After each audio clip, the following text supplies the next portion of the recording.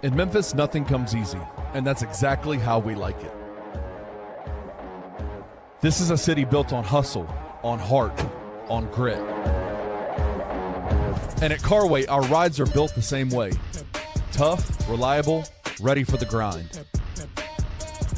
No games, no gimmicks, just Memphis-style service. Real, honest, and built on trust. Where grit meets grind, you meet your next ride. Carway, grit, grind, and Pink Beetles.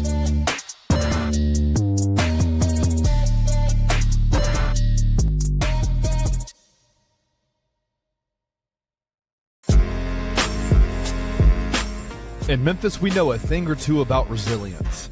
From the grindhouse to the Delta, we protect what's ours. But when pests invade your home, it's time to fight back.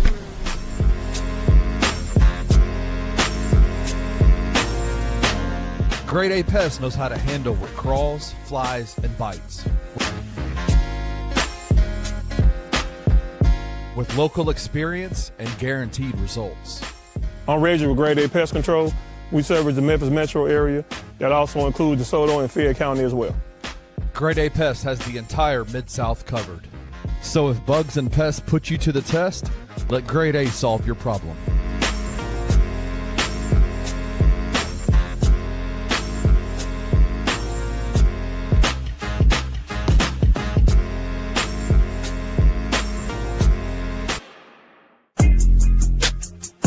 Bluff City Media presents the Two Buck Sports Show with your hosts, Rusty Buckets and Uncle Buck. Now, let's get to the show.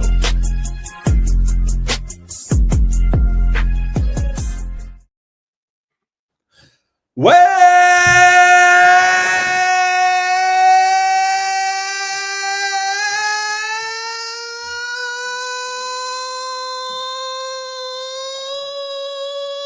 to the Two Buck Sports Show with your host, Rusty Buckets.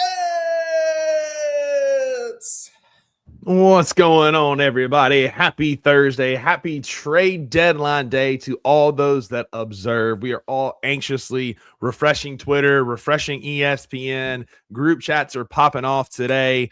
And we get a trade right as we go live. The Milwaukee Bucks have agreed to trade Cole Anthony and Amir Coffey to the Phoenix Suns for a center. The Bucks finally have a center. They got Nick Richards and Nigel Hayes-Davis. As we go live, we get a Shams bomb, a Shams wow. I don't think I still got the Sham wow. The Shaban. Bumper video, I don't. No, I know. But we get a Sham wow right as we go live. Got my guy Wayno here filling in as Uncle Buck is still out and about, Power Ranger in. Wayno, how's it going, man? Well, good, man. I always get a little confused this time of year because, you know, obviously the time difference and whatnot. And for me, like nailing the actual time of when stuff finishes, like, because I always kind of like wake up and go, did I sleep through it? Is it over? Or have I still got, is there still time? So Yeah. Always like a little confusing when I get up this time of year. But hey, I'm in it for the long haul and can't wait to see who's been faking the funk and who's been talking real talk. That's exactly right. And I think with this trade here, feels like Milwaukee is out. I don't know. We'll talk about it. Like, there's still a lot up in the air about John Morant, about all these Grizzly players. I don't think we're done. I think there's still going to be some news heading out. We're going to get you up to and as close to the Anthony Sane show as we possibly can. So there's no lapse in coverage, just in case the Memphis Grizzlies sell off more parts, bring in some bad contracts, or whatever it may look like. But before we get into that, we do have a basketball game to talk about from last night. Wayno, the Memphis Grizzlies went out and got a dub last night against the Sacramento Kings, a late night win here in the States. The Grizzlies, don't look now, buddy, but the Grizzlies are going streaking, won 2 games in a row. What are your thoughts on getting a win in the midst of a tanking season? Well, I think before we jump into the Grizzlies side of things, we've just got to acknowledge and put out maybe if you have a friend who's a Sacramento fan, if they're out there, honestly, like pretty much a full squad for them to lose to a team that is like basically gutted from what we've Yeah. had. Yeah. I mean, no big. You got Sabonis out there. You got Levine. Like, if you want to talk about a reflection of a of a fumbled franchise, then look no further. But check on any Sacramento friends you have right now, because Yeah. if that was us, like there'd be some serious looks in the mirror kind of moments happening through the day, because man, those guys must be on suicide watch. I'm sorry, like gotta be, because the Grizzlies are actively trying to lose, and I'm not mad. You know, winning games like this, as Jared says here in the comments, if you're over on X, make sure you hop on over here. We are live on YouTube. You can pop in. You can get great conversation off in the comments with us. Hang out with me and Wayno. Give us your thoughts on the deadline. We're going to ask a lot of questions and talk through a lot of things today. Got some FanDuel odds coming up later, because we are brought to you by FanDuel, the official odds provider of Blessed City Media. But I'm not mad about that win last night, Wayno. Listen, you're tanking, but you're still going to find some wins here and there because guys are competitive. Ty Jerome is a killer. Gigi's playing his best basketball that we've seen in 2 years. Like, got a good Omax game last night. Defensively, got a big dunk, got hustle, energy. Like, it's completely fine to go win that game last night. It was fun. It was a fun, high-energy win, and the Grizzlies, as a fan, like, I understand that losing helps us more than winning right now. And I will never root for this team to lose. So go get a win while you can. I'm certainly not mad at it. Yeah, okay. I'm going to say off the bat, because I get like sick and tired. I don't subscribe to tanking at all. Not even in our position. I'm sorry. I just don't. I'm not going to sit there and weigh losses like there's some big win that they're going to climb us up the draft board. Like, I think that's all BS. Like, to be honest with you, like, I just don't. Adam Silver's going to put the order how he wants it anyway, at least at the top. You can't convince me otherwise. Like, you don't need to lose every single game. Right. You just need to be like, we're already in the draft. So it's up to Zach Kleiman. This is a great point. There will be plenty of losses out there. Go out and compete. Winning mentality. Go compete. Yes. Jalen. 100%, man. Shout out Jalen, our boy here in the comments, bringing truth. Shout out Jalen. Appreciate you being here, buddy. And I'll tell you why, because we're already in the lottery. It's up to ZK to climb up and get the guy he wants. If your guy is there, you use your assets. You've got 12 draft picks, so keep banging on about it. Look, we only really care about this one. So if you got to use those pieces to climb up, you go do that. That's what you do. And we've got plenty of those, particularly those ones we got back for Jaren. Those are trade fodder. Like, we will not be picking. I would bet the farm that we're not picking the Suns pick in 2031 or whatever. Like, those are going to be used to move up to get 2 lottery players. You're exactly right. Like, the losses are going to come. We're going to be playing better teams, so they're going to come. So I'm not banking on like it's some silly reward, some stupid badge we get to put in our shirt that, we lost 30 games to end out the season. Hooray. Like, that's crap. That's rubbish. Yeah. Don't bring in talent. Like, build, what do I have on my notes here? Build winning habits and culture now, before the talent gets here. That's exactly Don't build it once they're here, because they're rookies. They don't know how to do that. So you build the foundation now. Your foundation of tanking starts now in the form of building winning habits, bringing in a healthy culture, and you go out there and you compete every night. I just don't subscribe to this. Yeah. Like, especially given the talent that we have that is young. Like, the talent that we have is young. Like, this is not going to be a Wizards, Hornets, Jazz, Kings type situation where we're rebuilding for 8, 10, 12 years. I have a lot of faith in Cedric Coward and Zach Edey from what I've seen. They're awesome. They're going to be great. Cedric's a rookie. He's going to have rookie bumps, but he's playing really well for a rookie on a bad team. Ty Jerome is an incredible vet on a cheap deal who's going to go out and get you buckets and compete and play. He had 28 points in 21 minutes last night.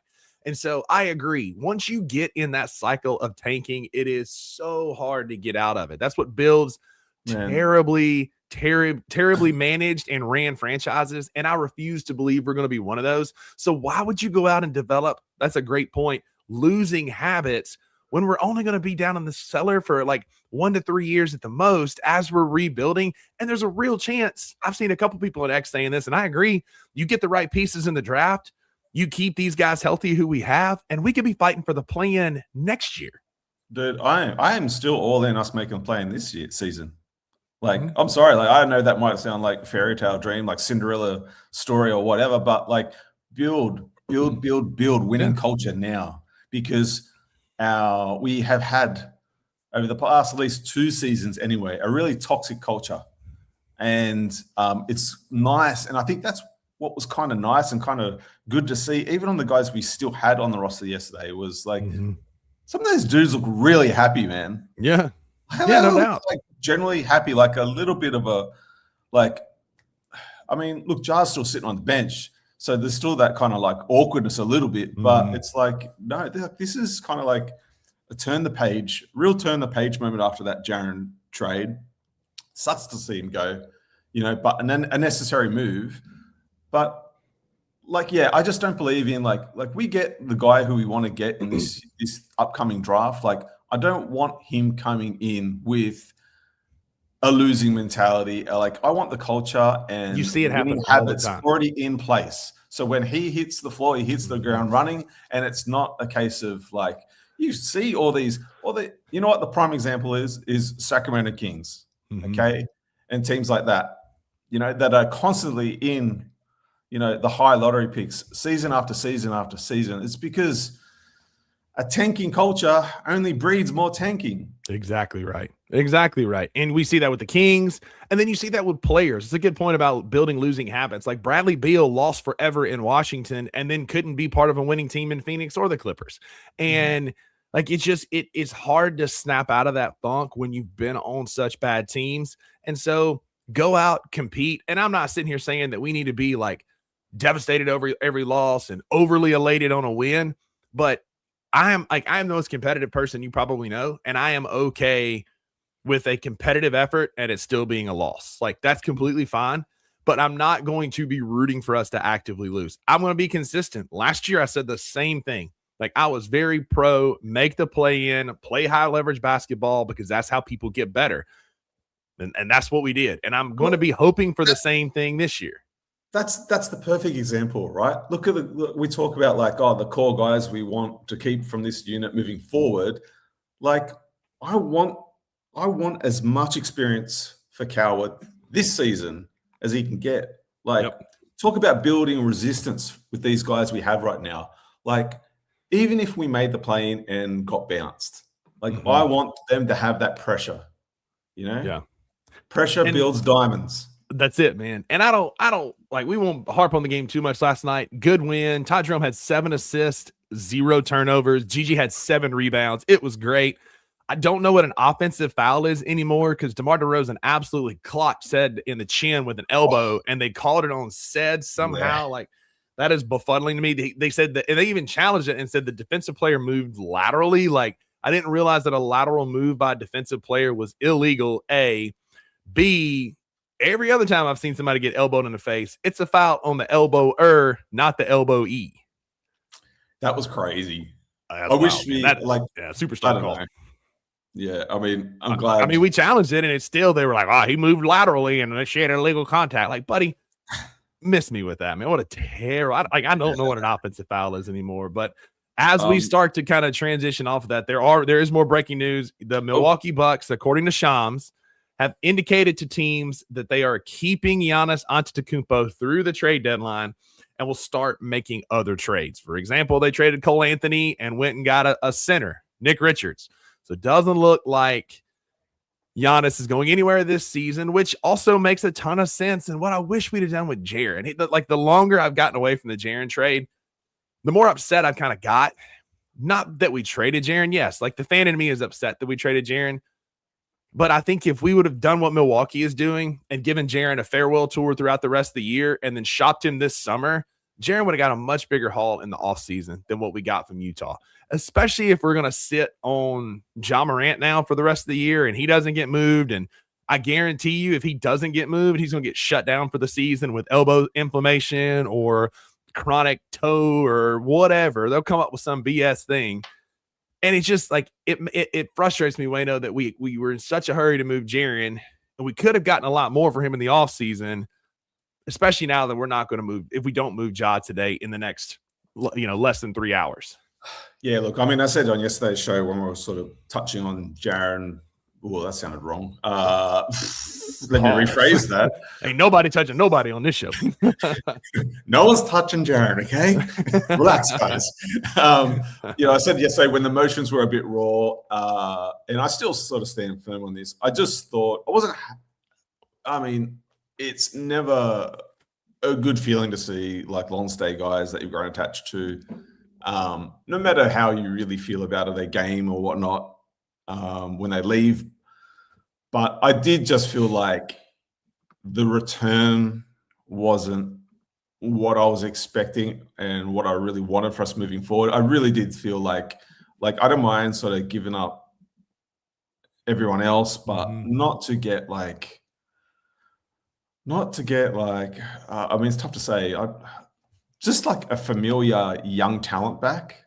I'll try and put it like that. Like we got some young talent back and some guy, we've looked into a couple of the guys since. Like, there's potential there, but I just would have liked to add a young player with potential to add to that core unit that we've all been talking about moving forward. Like if we're moving off, we're moving off the Jared and the Jar experience, then I just would have liked to add another piece to the ED said, and kind of make it. And we will, but I'm telling you, like the way Zach Kleiman moves, that'll be in the draft. Like he is obviously eyeing Darian Peterson, AJ DeBanza, Wagler from Illinois, Caleb Wilson, Boozer. Like those are guys that he is wanting to add to this piece and build through the draft. And I've been telling that in group chats all day today. Everybody's like, oh, we need to go get Ryan Rollins from Milwaukee and for Ja, blah, blah, blah. And I'm like, I agree. That would be fantastic. But don't hold your breath because Zach Kleiman has told us the script. We know the script. The script is we're going to have a fire sale and we're going to get a guy like Walter Clayton Jr. back, who's a rookie. That's a young guy. We'll take a flyer on him. But I'm just kind of pumping the brakes on everybody's expectation that we're going to be able to go get a Ryan Rollins or some other young talent. We'll get a young talent in the draft. In the meantime, we got what we got.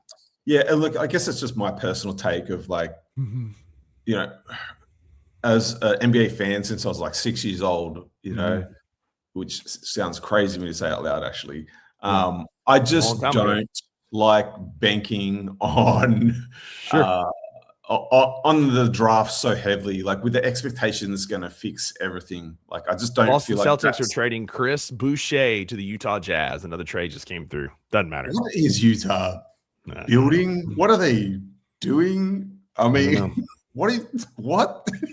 I don't know. Oh, okay. Okay. Thank you. Sorry to interrupt. No, please keep the updates coming. So yeah, like for me personally, I try to keep a bit even keel with the draft because you don't know where the ping pong, no matter your odds, you can fall anywhere. Do you know what I mean? And then like it really is a bank of hope on chance. Do you know what I mean? So I embrace it when it happens, like, but I just don't feel like as a franchise or even as a fan that, the stocks should be so high on it. There's so many other factors of a rookie going into a right situation or of a rookie, his game actually translating from college to the NBA system. I mean, Walter Clayton Jr. is the perfect example of that. Like, who knows if it's going to transfer? He wasn't in a great situation in Utah. Keontae George is having an incredible year, and so he kind of got put on the back burner. This could be a great opportunity for him to flourish and show what he showed at Florida. Like that could happen, but it's the same. And like I hear you, and I agree definitely. Yeah. Everything is such a crapshoot in the NBA. Even acquiring a young guy like a Ryan Rollins doesn't mean he's instantly going to come in and be great in Memphis, right? Like it doesn't necessarily mean that it's going to translate either. It's all a crapshoot. All I know is we've got to do something different. We were we were lovable losers for the last 7 years, and we had one playoff win in 7 years. We loved our dudes. Jaren played hard. John never played. We put up with Dylan Brooks' mess. We put up with Matt Barnes. We put up with John Morant trying to get through all these different things, and like we put up with guys over the last 7, 10, 12 years. Like, let's go get some guys who are actually like hoopers this time. Like, go get some dudes. And I don't mean to like rain on anyone's parade about the draft. Do you know what I mean? Because like it's a whole thing, and it's like NBA Christmas for me as well. Like I get just as excited, and I look forward to it as well. I just like temper expectations a little bit, bring it back in, like there's a lot of stuff that, needs to happen first before that. Yeah. But yeah, exactly. And so, like, again, I think we're building the best way, the right way that we can. We're following the Oklahoma City playbook, really. You're trading off big contracts. You're kind of bringing it down, and then breaking it down to the studs. We just got to go find our SGA, and it doesn't have to necessarily be a point guard. Like, you just go find a guy that's good and coming up. I mean, Ryan Rollins would be great, and then you just hit in the draft, and that's what they did with Chet. That's what they did with J-Dub. That they brought in like SGA, Caruso, and Hartenstein, but down the road when they were actually on the come up. Yeah. I just, the recipe is there. We've just got to follow it here in the small market, and the right vet will come. We've got a great vet, like we talked about earlier, in Ty Jerome already. And so I just think that there's like the right vets are out there. We've got to find them when the time is right. And personally, like, I mean, Zach, I called the show yesterday, intentionally getting younger again, and that's what we did. We're getting younger again, and that's kind of okay. After watching that Knicks and Nuggets game last night, they would beat us to a pulp, even at our best. Like teams like that are built for playoff basketball, that have dudes who are actual killers. This is the right call to rebuild and try something different. I just hope we get it right this time. Yeah, no, I agree. I agree with all that. You mentioned him. Ty Jerome, man. Oh man, I got a bit of a crazy take. What you got? Hit me with it. Maybe gonna rub some people the wrong way, but watching him, and admittedly, I haven't seen him play a bad game yet. Right, so I admit that straight off the bat, but I already think he's better than Bane. I like that. He's more efficient. He's a better player. I already think it. Like, let me see. He's definitely more efficient. He's been a lot more efficient. That's for sure. Ty Jerome is currently on a 3-year contract worth $27 million. He's averaging around his first year 8.7, 9.2. Then he's got a $9.6 million player option in 27-28 before he hits unrestricted free agency. So, like, that's a great deal for a vet. They can be a bucket. They can be a facilitator. They can help get young players in the right position to score. I mean, he's a true point guard who also can go on a generational heater with an epic 3-point celebration. 7 points, 7 assists, 0 turnovers last night. When was the last time you saw a stat like that for a Grizzly in a long time? Yeah, look, I know that's a bit of a controversial thing to say, and I'm not saying it just to say something crazy on the show. It's just my take off 3 games and what we've seen from him, and I just love the way he's, the word gets thrown around quite a bit recently. Like, he's just so surgical on the court, and I just like the fact that he's always pushing the point, like always pushing the pace, and he is not super athletic. He is not. Doesn't have a crazy handle, but I just find that his decision-making of even just getting passes off, like when the doubles come to him, like getting that pass off that much earlier and freeing someone else up, like it's just a bit like, it's magical, like crazy. Like I keep watching, just going, man, this guy is so good. And I hope we don't package him up. Like, honestly, I just hope we don't do that, because I would love to see that guy. I just feel like if he went somewhere else, a bigger market, like he'd get buried on the bench again, and he'd be like, there's a lot of opportunity now for him to even, play his contract out, build up his value in the league. And look, if he stays long term, I would love that. Obviously, especially playing like this. I mean, as I said, I haven't seen him play a bad game yet, so let's see how that handles. Yeah, and it's coming. There's going to be a night where he's cold, where it's off. And like, we're not sitting here saying that Ty Jerome is going to be the corner piece of our franchise. Yeah, like he could be a very wily vet that can help us grow into the next generation. He can be kind of like a good kind of holdover that helps us be the point guard to facilitate to young players, for sure. Yeah, and shout out Chugs and Bugs in the chat. Like, I think you nailed it. Yeah, like that's kind of my take with this. Like, 100%, a new voice, a new leader. Well, a first leader, because we've not had a leader in our previous point guard at all. Exactly, yeah. Someone who leads by example, you know. Yeah. And I actually really like the fact that, you know, he's doing the post-game talks and stuff like that. You know, like it's a real like, yeah, I just like the leadership from him. I wish we could have seen him and Jaren. Yeah, I wish we could have seen him and Jaren a bit more. If he hadn't been hurt all year long, would have loved to see a 2-man game with the two of them, because they could, like, Ty Jerome could create space for Jaren to score in the post. Like, he's another 3-point option. Like, it would have been a lot of fun to watch. But I think was it Chugs and Bugs? Is he on a roll here? Because Chugs and Bugs here too. I mean, what if Zach Edey is the dude that raises the ceiling the most? He doesn't quite buy it, but the impact was pretty deniable, at least this season when he played. Yeah. Like, there's a real world where, like, and this is Uncle Buck somewhere in the hills and hollers of Tippah County is about to have like he's going to be literally shaking. But there's a world where Zach Edey is the guy that we start kind of piecing around. And I don't know that he's having injury problems or injury prone. This is a natural progression of recovering from surgery in a season when we're not trying to win a whole bunch. Sure. And so what if he comes back later this year at the end of March, when lottery position is what it is, and he just goes on a freaking tear? Him and Ty Jerome in a pick and roll offense could be lethal. And then Zach Edey going into next year, we've seen, he had a 36-20 game this year. And he dominated Zubac, who's apparently owned the trade market now per the Clippers, and going to command a haul greater than Anthony Davis because he's a great rebounding, rim protecting big. And Zach Edey gave him freaking work. So there's a world where Edey is the guy who raises the floor of this team, which we've seen, and then we build around him instead, and this team's all of a sudden fighting for a play-in next year. Yeah, and look, to Uncle Buck's credit, like, his question marks on Edey are totally valid. And even more so now that Edey's sitting out. So with that thought in mind, I do hope we move forward with Edey, but I do hope we address, I've said it a few times now, we really need some sort of insurance for Edey. I don't want us to bank on Edey that hard that everything relies on him, that when he is out, we fall apart as a team. So I really want us to draft another big, and so it's just not a big drop off when he's out games, because he's going to miss games. I want to see him on the court for 82. Don't get me wrong, but like, reality is he's probably not going to play an 82 game season. So let's build like a safety net for that situation.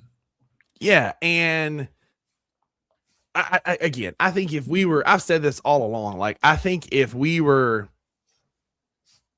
6 games above 500, fighting for a play-in spot, fighting for a playoff spot, I think Zach Edey would be playing. Like, I truly think Zach Edey would be playing. Yeah. But if he's, even if he doesn't play the rest of this year and we save him for next year, we've seen enough glimpses, in my opinion, to think that he could be a big part of this team going forward, to be a guy that can be a post player. I understand, yes, he's not playing because he's hurt. I truly believe, and I don't think either side is wrong. Is he still probably hurt? Yeah, maybe.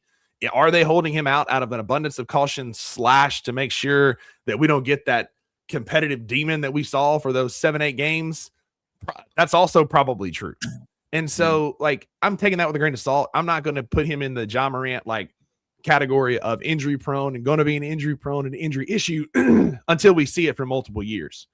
I just think Zach Edey has got so much potential to where this could be an incredible, like, a turning point to where it's not, again, he could be a part of that turning point to where it's not a long runway of a rebuild. Yeah,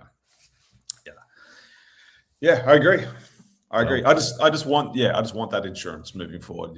Like, I think he is capable of all those things. I think my very first appearance on the 2 Bucks show. Just in, the New Orleans Pelicans are trading Jose Alvarado to the New York Knicks. For? Doesn't say. Homecoming for the Pelicans guard. Like, that just broke. I don't see who it was for, but Alvarado heading back to New York. Maybe it's cash considerations or something. Yeah, maybe. Yeah, it doesn't say just yet, but he is. But Alvarado, great defender, is on his way to the Knicks. I brought something with me for today's show What you got? because I'm dreading something. I'm absolutely dreading something. Like, this is going to hurt me the most because this is my favorite player, but I'm dreading the notification to come through. Yeah. I don't know if you could see that properly. This is like one of Scott my Kevin prized Jr.? possessions. Oh, Brandon Clark. Yeah. Man. Yeah. When the news drops that BC's gone, that's gonna. I don't want to. I don't want to. Yeah. I want it. I don't want to move him. I've already been hurt. Like, I've already been hurt. Don't hurt me Stay more, on the bench, man. goddammit. Yeah, like, stay on the bench. And when you do play your 12, 13, 20 games again, like, Sing your little heart out, BC. Sing your little play heart with out. us. Like, play with us, man. It's only 12.5 million. Evan's right. Like, folks just be doing stuff to be doing stuff. Drew just texted me, if Shams doesn't quit only tweeting out one side of a trade, I'm going to lose it. Like, I need to know what Jose Alvarado was traded for. Like, that's an important part of the trade. All it says is trading Jose Alvarado to the New York Knicks. Sources tell ESPN, homecoming for the Pelicans guard. What was he traded for? Like, I miss, like, it's come up a couple times in the comments here. I miss Adrian Wojnarowski, like Woj bombs. Like, they at least had substance. All Shams is a trade reporter. He's not like he just reports them when they happen. Like, he never, ever breaks one or is like, oh, this could be happening like Woj used to do. Woj did it better. You know what I would love, just for shits and giggles, just to prove a point, just for spite, just for Woj, for like one day, come back out of retirement, just working for no one, just from home, like, and just be busting all the latest news, like, and giving Shams fit. Do you reckon they hate each other? I reckon they hate each other. I don't know. I don't know that Woj thinks about Shams. You reckon they'd sit down and have a beer together? I think Woj, like, doesn't think about Shams, and Shams wants to be Woj, but I don't think that Woj thinks about Shams. Do you think they would sit next to a bar and just share, like, screen time on their phones together? Like... Yeah, it's like, so to liken it to college football, right? Like, Ole Miss wants LSU to be their rival. Like, they claim that that's their true rival, and LSU doesn't care about Ole Miss because they're not in the same stratosphere.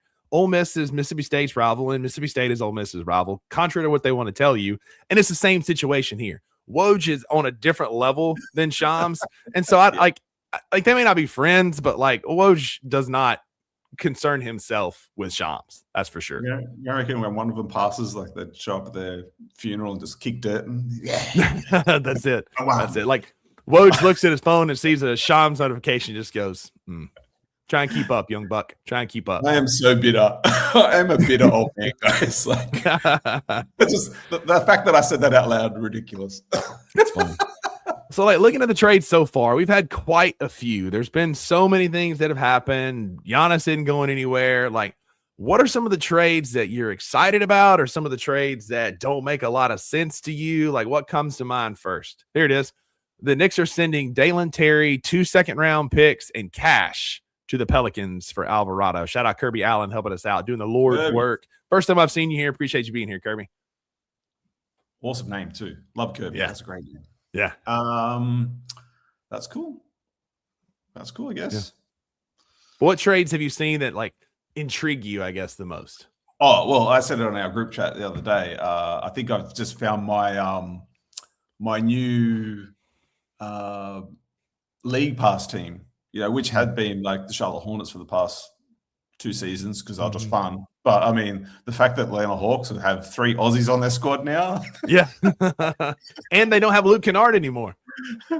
Look, I have to admit, yes, Kennard got traded to the Lakers. Oh, suffering your jocks. Suffering your jocks, Kennard. I know. Go put on those purple and gold tighties, like. Listen, whoa. they've got, like, we are the breeding ground, I guess, for the Lakers. Like, they're taking our leftover trash. Like, they got Marcus Smart, they've got LaRavia, now they got Luke Kennard. They had Jordan Goodwin for a while. Like, who else y'all want? David Roddy, call up Kenny Lofton Jr. Like, let's go get those guys.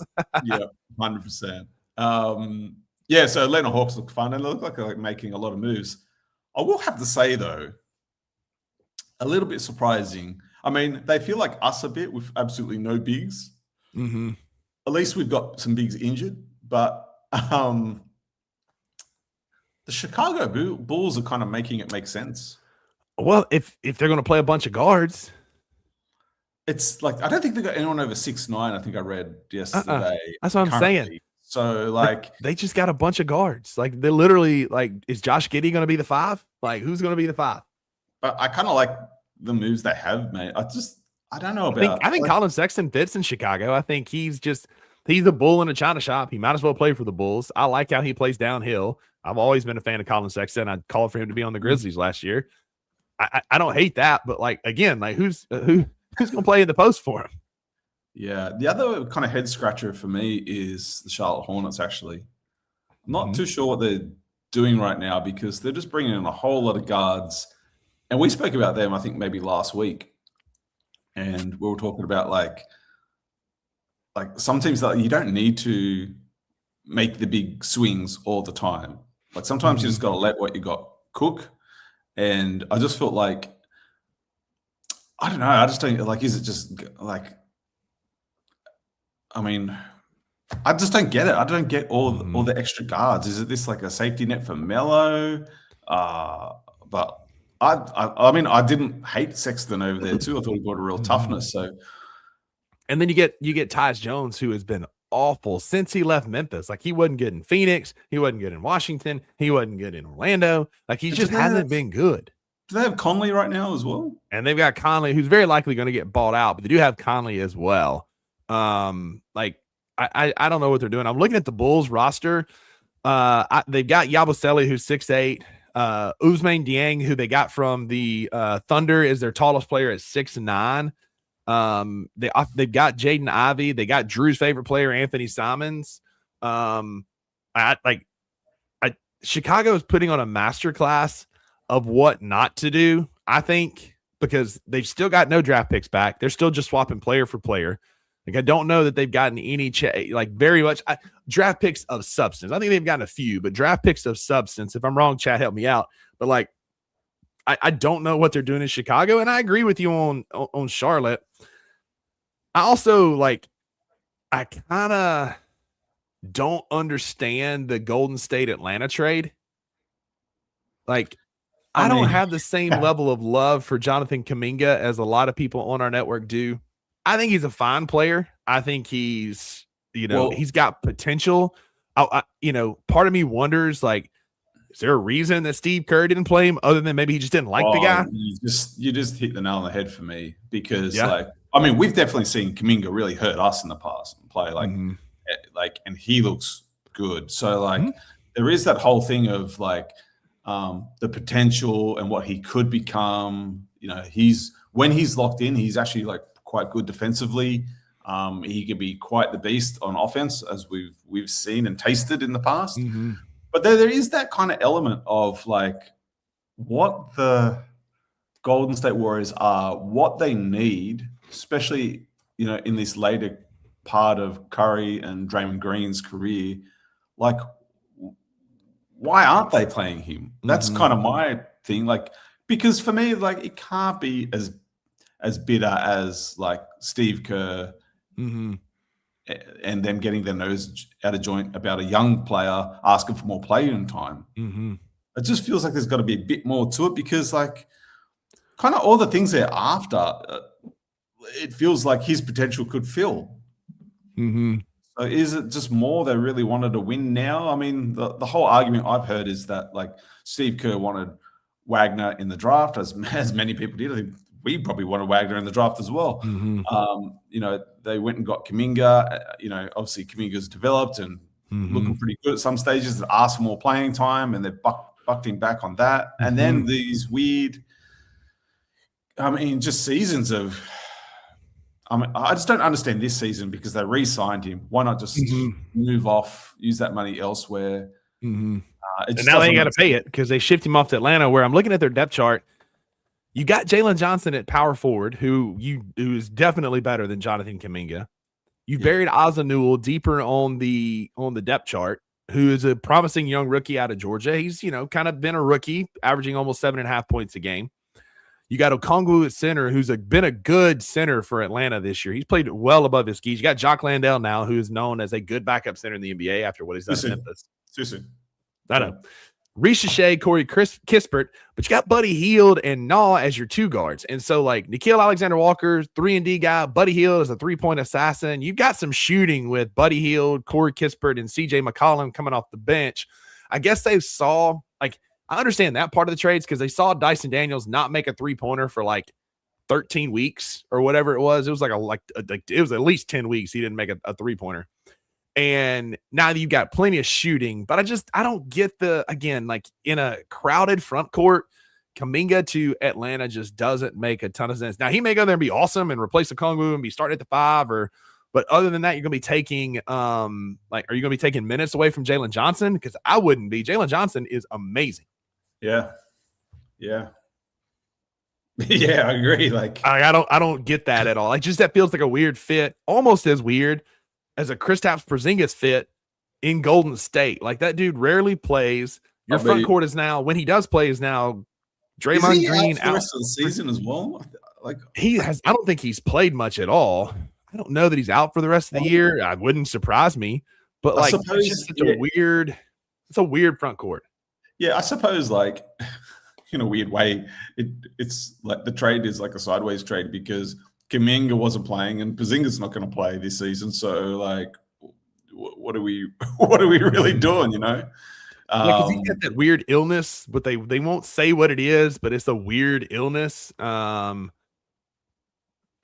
don't know. I don't know what's going on with that. I talked about it a bit this morning on the Daily Grind, but after like a masterclass of building a roster, like what has Golden State been doing for the last 5-6 years? Like they just haven't really done much. They won their titles and they were happy, and then they moved off Kevin Durant. And they haven't done anything. That's not true. I'm not even gonna put that on stage, man. I ain't trying to get flagged by YouTube, but I've heard that same rumor, and we're leaving that alone. Oh man. But I just don't know what they're doing. Like I don't understand what Golden State has been doing and why you wouldn't do more to try and build around Steph in his twilight, but they've kind of done the opposite. I mean, what do you do moving forward? I mean, like, what do you do moving forward if you're the Golden State Warriors? Like, I don't know. I don't even see a plan. I don't even see direction.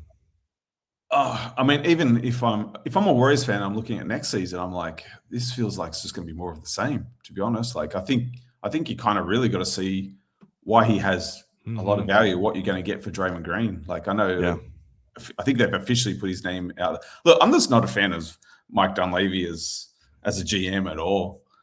Like I don't think he's aided that team since coming in. I mean, we pull apart Zach Kleiman because we're in it, you know. But man, I'll take Zach Kleiman over Dunleavy's madness.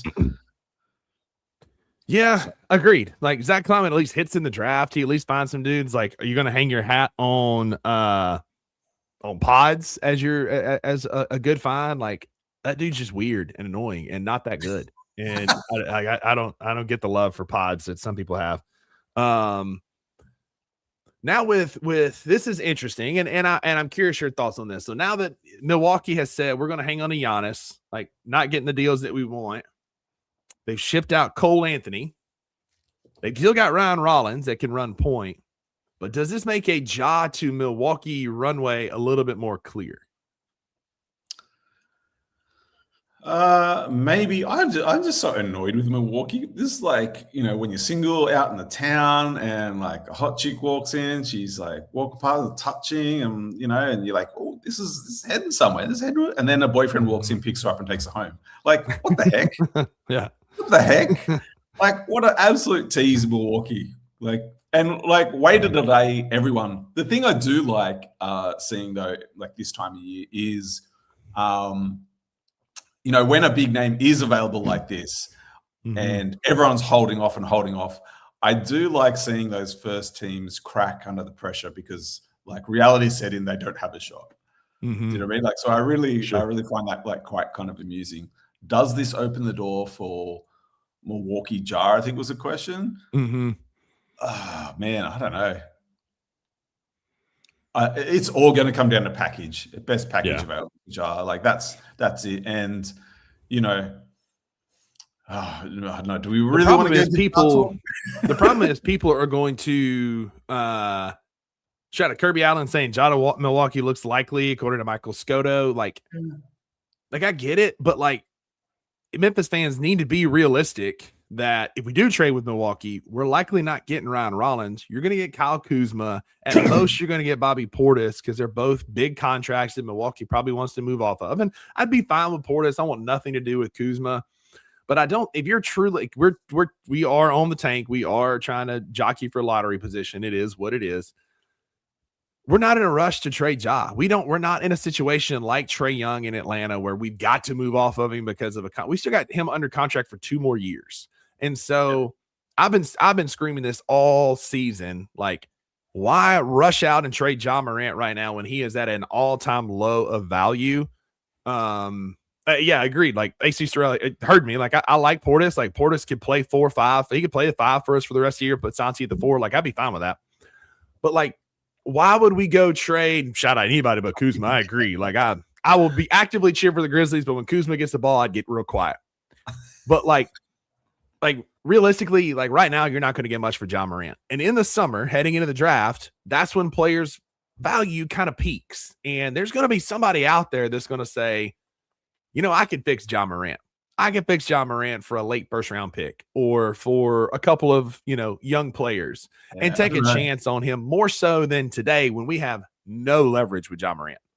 I just don't see that. I just feel like what we've seen this season in particular is the rise in value of a draft pick.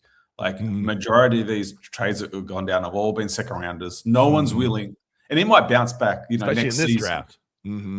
Yeah. Well, that's kind of the point, right? It's like no one's willing to pass up on the potential of a first rounder this season. Do you know what I mean? Because all these names are great, but from what I said it yesterday, I said it through the week.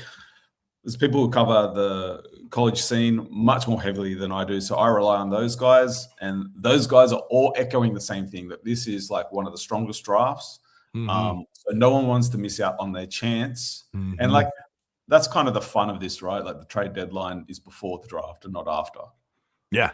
Do you know what I mean? So yeah. I just don't think we're going to get picks back from Ja. If we do. Not right now. Yeah. Well, no, not at all. I also don't think that it's wise holding on to him. I think, like, I hear what Jalen said, but, like, there's no guarantee Ja's going to play. We just shipped off Jaren, who's been his day one, his buddy. He's already been pouting all season. I would bet my left arm that if Ja is still here after the trade deadline, he's going to be shut down like the Bucks are going to shut down Giannis and deactivated for elbow inflammation or for chronic mental instability and all that. Like Jalen, I hear you, buddy. Like you my guy, man. But like, that's what if it's Ja Morant? Like Ja Morant's whole career is, we've been waiting since 2022 for Ja Morant to play, and he hasn't done it. Some of it his fault for pouting and striking and not playing against the coach for the coach.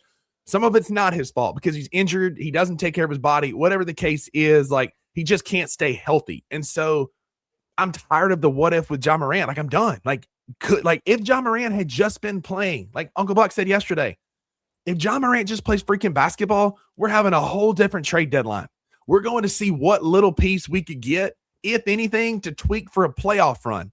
But instead, because his scrawny ass sat out, his scrawny ass pouted, his scrawny ass quit when I was in the building, quit on this team, we're having an ugly trade deadline and we're blowing it up and it's not all his fault. There's blame to go to Zach. There's blame to go to Taylor and T.I. But a large portion of the blame that a lot of people are unwilling to give is squarely on Ja Morant and his camp for how he has been a professional. He's been anything but. And so I'm tired of the what if with Ja Morant. Tired of it. Sorry, Jalen. I didn't mean to yell at you. I'm not yelling at you. I'm frustrated with. I'm yelling at Ja Morant, not Jalen.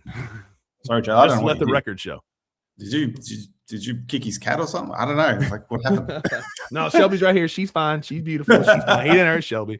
But I'm just frustrated. So Jalen gets it. I'm not frustrated with Jalen. I'm frustrated with Ja. Like, yeah, what if we keep Ja and draft a few bigs? We would be awesome if Ja Morant played.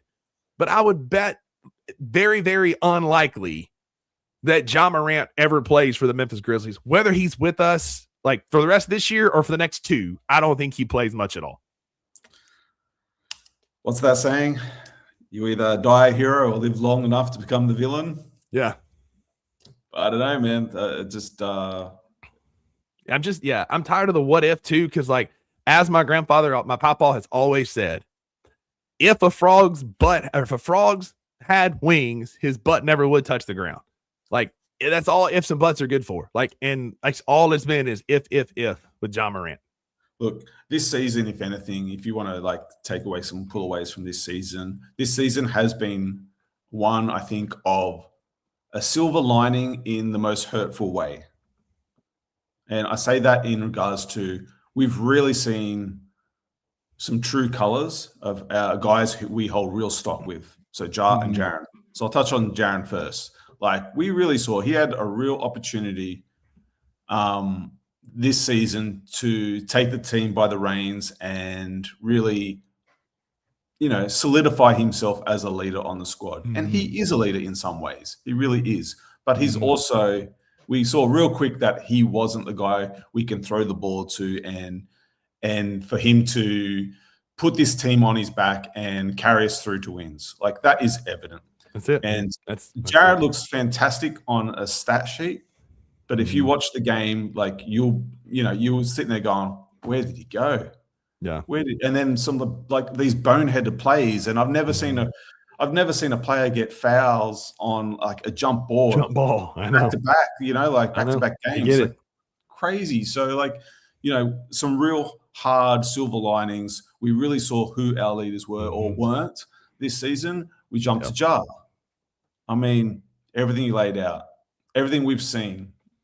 Do you know what I mean? It's like Ja is not that guy. Now, I'll say you can't knock the talent. I've always said that, I said that in my first appearance, like you can't knock the talent. The talent is there. The talent is a top 5 talent in this league. But if you're not going to play and you can't be a leader, I think for me, like, and what I don't want to see with our new young core and why, like, I see a lot of people saying online, like, oh, we don't need veteran presence. We're blowing it all up. And I don't think that's the right attitude to have with it because I think Ja needed a vet, someone to mentor him. Like not mentoring in like you need to play this way. His talent was like off the charts when he came into the league. How do you like I said the other day, how do you talent, a whiz kid mathematician when you're a high school teacher? That would have been like the equivalent of it. Do you know what I mean? But it's all the ins and outs and how to be a pro, and that's what we really miss on this team. And I really feel like that we lost that not when we traded Dylan Brooks, but when we moved off Jay Crowder. I feel like he was that guy, and he was that veteran present. And you would have had to pay him. But he was the one that Ja would listen to too. Ja has not listened to anybody like he listened to. He had the locker room voice. He was quite the player back then. Like I'm not saying he was a superstar or anything like that, but he was a solid role player on good teams, and we lost that. So we really found out this season that Ja was not that leader because, as I've said, Ja never had that mentor, but Ja's year 7. Who's Ja mentored in this squad coming in and out? I've said countless times, like we have looked ridiculous on the court at times this season. Not a single players only meeting called. No, not one. Just going through the motions. He's the ultimate tennis player. Do you know what I mean? But this is a team sport, and so that's why I'm kind of like, it's a silver lining in the worst emotional way this season for Grizz fans, and we saw the guys who we had up on pedestals weren't quite worthy of sitting there, and that's why it's worth moving on from Ja. That's why the trade now to move Jaren on is worth doing as well. Yep, exactly. Bringing our guy Jared Davidson coming to the rescue as we are going to be here for the next hour, hanging out with y'all, leading up to the Anthony Saint show, so we don't miss. That's it, man. Jared, what's going on, buddy? Nothing much. Just on a lunch break here at work, so the lighting and the audio may not be the best quality, but we're here. And, hey, there we go. Yeah, we're here. We're just here to talk some trade deadline. Nothing much, nothing crazy today so far. and I feel like that could ramp up soon. Yeah. But maybe not as far as like star-studded as we once thought. Yeah. Real quick, want to show this just real quick. I found this objectively hilarious. We were talking about the Chicago Bulls earlier and what they're going to do when their tallest player is 6'9". This is apparently what they're going to do. They're going to stack 2 guards on top of each other to make a big man, like in the Little Rascals, which is hilarious to me. So sorry, just want to throw that up there just real quick as we kind of work through this today. But like, I mean, yeah, you nailed it, man. And Jared, I'll get your thoughts on that too. Like, Jay Crowder was the voice. Jalen agrees. Should have never got rid of Jay Crowder. He actually is the only one that I'm aware of that has been able to get to Ja Morant. Steve-O tried. Like, I'm sure BK and all these other people have tried, but the only one that I know of was Jay Crowder. We brought in one of the most accomplished players for Ja Morant at his position in Derrick Rose. Yep. Like, if that isn't working for you and the D Rose rep isn't enough to get through, I don't know what to tell you. Like, D Rose is so respected throughout this league, especially in Memphis, especially in Chicago, like has been MVP. Like, honestly, I was waiting for Ja's why not me season. Yeah. Yeah. Jared, what are your thoughts? Yeah, I'm with Wayno. Like, I don't think you're going to get much more from Ja if you wait another 50 days past in the off season. Jay Crowder, I still wholeheartedly believe I'm mad we ever got rid of him. He was close. He was only in the league for what? 3 more years after that? 4. So yes, I was. So, yeah. He was on his way out when he got here. He was close to on his way out, and that would have been the perfect guy to keep until he retired. And because Jay Crowder was such a catalyst in Ja's rookie year when he blocked Kyrie to get his first win, his first signature highlight in the league. So losing him sucked. And like you said, no one else has really been able to ever get to Ja since then. Yeah. I mean, that's it. And like, you know, was it Chugs and Bugs here says, they were never the adults in the room. No, not that one. This one. Ja and Jaren were never the adults in the room. Jaren was like the straight A student because he was model citizen, model student. He clocked in. He played hard. He was a great pillar in the community. And Ja was the kid who was too cool for school. We never had that leader like we had in Jay Crowder. Y'all can have revisionist history all you want. Dylan Brooks was never going to be that leader on this team. Dylan, for him to mature and grow into what he is now, had to leave. Dylan would have never turned into that here because he, like, clearly we can get away. Players can get away with so much bullshittery, tomfoolery, buffoonery here.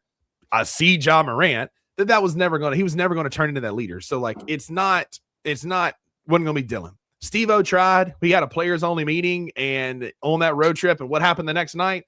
The gun in the strip club. That's exactly what happened the next night after Steve-O called a players only meeting. So like, nobody had Ja's ear like Jay Crowder, and that's where Zach Kleiman gets some blame, is either for A, letting go of Jay Crowder, or B, never finding that true replacement that could be that adult in the room that we needed. It wasn't Taylor Jenkins, and coaches come and go, but he was the cool stepdad that let everybody kind of get away with everything.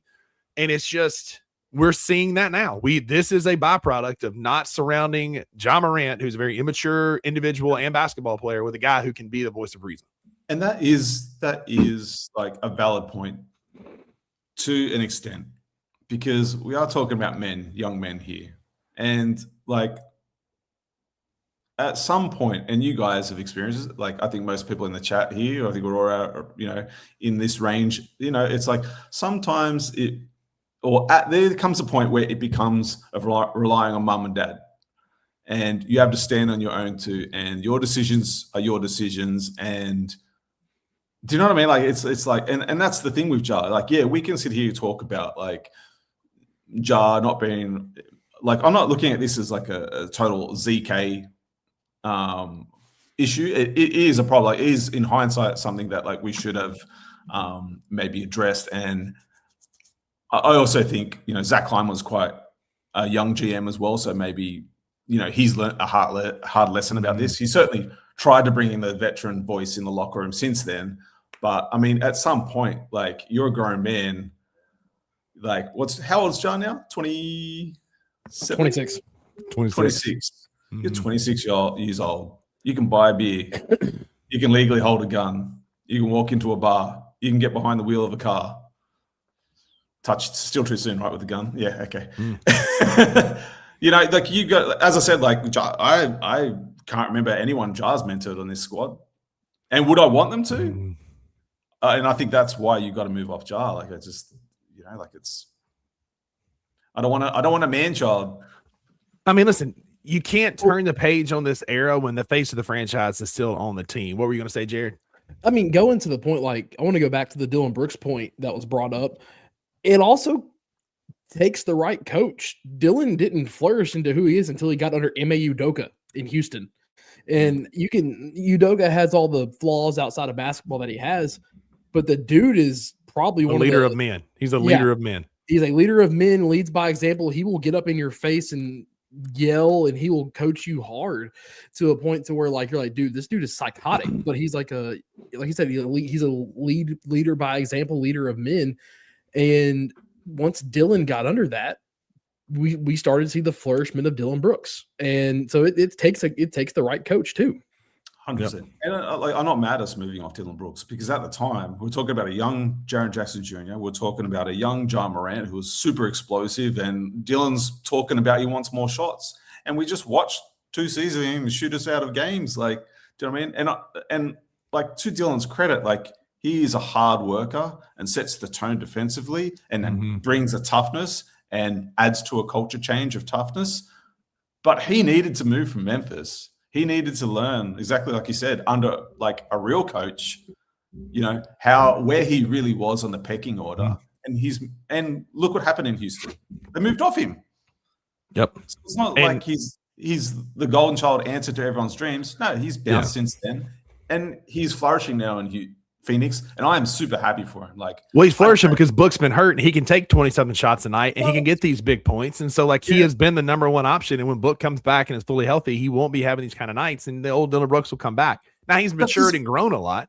See, he's played well this season, even before he has. I don't want to take a lot away from him, but he has. He has. Yeah, like, but yeah, again, man, like, you know, swinging this back to Jar, like, I thought it was funny that Uncle Buck yesterday was like, this is Ja Morant's fault. And like, he's going to go to a bigger franchise, a bigger market where they're just not going to put up with this mess. They're not going to tolerate all this hoo-ha. When he moves on, he's not going to be the franchise guy. And I think he'll really look back on his time in Memphis and really, I feel like he's done a really good job of squandering his talent. Yeah, 100%. Ja will be remembered as a what if guy in Memphis, and that will be his legacy, just like it's the legacy of the Grizz next gen. And Ty, we talked about this earlier, but like, we're done with the lovable losers around here. Like, it's one of the things. It's one of the things that we're moving off from this era. Like, Jaren was a great guy to root for. We liked him, but he couldn't win in clutch time. Ja doesn't play enough to be considered a winner anymore. We talked about this yesterday, but Ja has benefited from being out of sight, out of mind. People are still holding on to hope that he's going to be that player from 2022. But that was 4 years ago. And in the last 4 years, he's been a shadow of that.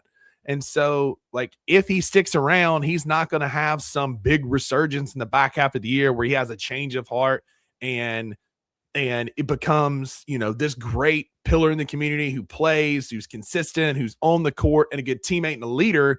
When somebody shows you who they are, believe them. And that's where we are with Ja Morant. He has showed us who he is.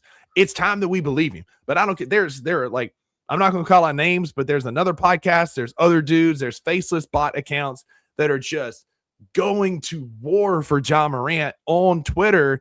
And it's like, A, he's not going to see these and want to hang out with you. B, if somebody shows you who they are, believe them. And we have seen Ja Morant's true colors. He's a zebra ain't going to change his stripes because nobody wants him. If anything, it's going to make him turn more inward and sulk more. Well, I'll just say to that point, like, you know, for everyone in the comments and whatnot, you know, who tune in weekly and whatnot and daily, like, take note of who's around you now. Take note of who's around you now, because when Ja bounces, it's going to be like LeBron leaving Cleveland. Okay, you're going to have half your fan base move on, and that's a credit to their superstardom, the all of their power and their talent. And on the other side of that, like, I think you'll find you'll look around again. It's going to be a little bit quieter because there is a element of jar fandom versus people who follow the team, and that's fine. I think you said it the other day, Jared. It's about who's on the front of the chest, not who's rock on the back. Yeah, and, that's what I said yesterday. I will always root for the name on the front of the jersey. The ones on the back come and go. We won before we won before Grit and Grind, not a lot, but we did. We won after Grit and Grind, which before Ja Morant, and we'll win again after Ja Morant. Like this, the team's not going to move. The Grizzlies aren't going to close. Like the stadium's not going to be empty just because Ja Morant's not there. Like there are so many people that root for the name on the front of the jersey. You're looking at 3 of them here. Uncle Buck's one of them. Kenny, Sane. Like there's a lot of people that root for Memphis, the Grizzlies, and they'll be fine without Ja Morant. That may not be the same, but honestly, and Jared, I'll let you go after this. I've kind of had my fill. I've said this numerous times. I've kind of had my fill of a global superstar and a prima donna on this team. Like it didn't win me a lot of basketball games. Go get me just a hooper. There's only been 2 franchises in NBA history that have gone to utter crap after their superstar has left. And that is the Chicago Bulls when Michael Jordan left. And that is the Cleveland Cavaliers whenever LeBron has left. Oh, I'll throw one more. Gilbert Arenas in Washington. I was just thinking big notable ones. Like the biggest notable ones. But yeah, 100% right there as well. Like the Miami Heat, they have a culture. They had a culture before LeBron got there. They still have a culture after LeBron. They have another finals appearance after LeBron. The Lakers are the Lakers. It's just time moves on. And at some point you have to accept the fact, I've had conversations with a lot of people over the last couple days, and it's just been like, we can't change of whether not moving off of a Ja a couple years ago and selling high on him now because Zach Kleiman gave him chance after chance. And now we're here where we are now, and we have to deal with it. And right now, trying to make the best of what you have in that situation. It sucks, but it's the reality. Yeah. And here's the thing, like to Ty's point here, like, Wayno, you're not going to love this, so plug your ears for a second. But when did we get Desmond Bane? When did we get Santi Aldama? We got them late in the first round, right? Like Kleiman does his best second round. I think he was he was one of the last picks in the first or first in the second. Like it was right at that, I thought he was like a late first rounder. Look that up and check. But so people talking about us getting these later first round draft picks, that's where Kleiman does his best work. Santi was 30th as well as Des. Exactly. That's what I thought. So we got 2 at the end of the first round. We get Jalen early second. We go get Cam in the second. So I think that if he can find dudes for that kind of value in the second, I think I can trust him with a lottery pick to go get a guy that can turn this franchise around. And it's not just picking in the second round or late in the first round either. The Bane and Aldama picks were trades. Aldama was from Utah. Dez was from Boston. Exactly. Shout out David. I gotta work. I gotta go look at some properties for a client this afternoon, so you get the full hair. Appreciate that. But yeah, so no one's ever said that about me. That's one of the first time people say I'm normally what's called a hatfish. That I look better with a hat on than I do without. That's the first ever episode of the 2 Buck Sports Show on Bluff City Media was called Hatfished because I just learned what that was because I was told that I was a hatfish. Anyway, I digress. The Memphis Grizzlies are going to be in a good position to be fine after Ja Morant. We've got 12 picks over the next 12 first rounders over the next 7 years. I do not anticipate us to pick 12 different players. We are in a prime position heading into a loaded draft to have our pick, which will likely be a top 15 pick, to have Orlando's pick, likely somewhere in there as well. And then we could trade up. There's a world where we have 2 or 3 first round picks in this deep draft. One of them could be a top 10 pick if we continue with a competitive spirit, but also losing basketball games, which could very well happen if Santi Aldama is our center for the rest of the year. But in this kind of draft, you could go get and then Kleiman could trade into the top 10 if we're not. Say we finish, we'll get the 12th pick or whatever. We've got enough assets that we could go to 6, 7, 8 and go get a dude that we want and be that guy, whether that's Flemings or Wagler or Caleb Wilson should he fall. There's so many dudes that could be A-cup that could be available in that 6 to 12 range that are just as good or just as capable as flipping a franchise as some of the top players. Now, Darian Peterson is going to be a franchise player. Like, that dude is different. But there's a lot of dudes who are going to be really good NBA players. And Jared, I know you follow college basketball pretty closely. Am I wrong? Is there a lie in there anywhere? No, Kenny and I had this conversation on the post-game bounce last night, and it was premeditated. It was premeditated by what I brought up on the daily grind yesterday about the Grizzlies using draft assets to move up in this specific draft as well. You're not wrong at all, because you have 3 guys right now who are revolving door of being the number 1 pick in this draft. It's Boozer, Debansa, and Darren Peterson. Darren Peterson, those 3 right there. But then you have, like, in any other draft in recent memory, you have about 5 or 6 guys who could have been number 1 picks in those drafts. Like in the Ricochet draft, the draft before Wemby. Like, there's so much talent from top to bottom in this draft, especially top 15, that the Grizzlies will themselves, with being a tanking team right now, will find themselves inside of the top 7 somehow. And then Kleiman will trade his way back into the top 15. I honestly, with this year's draft, though, I honestly think, like, it's all going to come down to where our ping pong ball falls, because I can't see anyone with the top 4 pick budging. No, absolutely not. It's like, absolutely not. And to get into that conversation, like, would take and this is the first time I can remember it being 4 picks. Like, usually it's the top 1 or 2, but the top 4 picks, like, that's a great point. So for my like, that's why I'm kind of like, I think we should all be like maybe a little bit more even keeled with our expectations of this job, as you know, talking from as a fan point of view, because it all comes down to the bounce of the ball. Do you know what I mean? Like, that's what it's going to come to. Like, and if we don't get a top 4 pick, I don't think we'll be able to trade into it. I can't see a losing team for everything you mentioned, Jared, like, being willing to budge off those guys. Do you know what I mean? Not even if we still had Jaren Jackson Jr. and we had used him in a pick, I don't think they're willing to take that chance. So I think, you know, realistically, the stuff I've been looking at is like 10 and down, and there's still a lot of depth there. But I just, I just worry about it. Grizzlies fans, you know, like, and I don't want to rain on anyone's parade, because the draft is a lot of fun, and you know, I get excited about it, and I love the talk about potential. But I also just don't think, even if you're getting a top 4 guy, like, it's not going to fix everything. It's not going to turn everything around like that. It's a combo. You're right. And trading for one player is not going to fix everything unless that player is named Giannis Antetokounmpo. Like, you're still going to have to build around guys. And so your point is super valid.